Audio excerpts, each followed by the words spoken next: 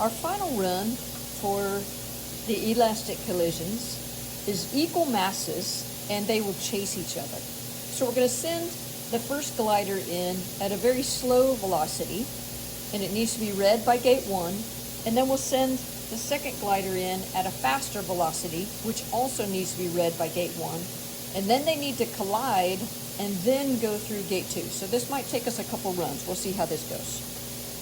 So here we go. Slow, faster. Okay, that might look pretty good. Let's take a look at our data.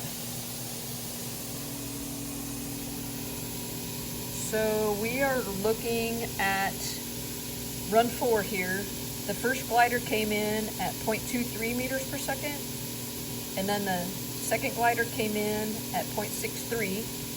And then we can see on the right-hand side, the first glider went out at 0.62 meters per second, and the second glider went out at 0.25 meters per second.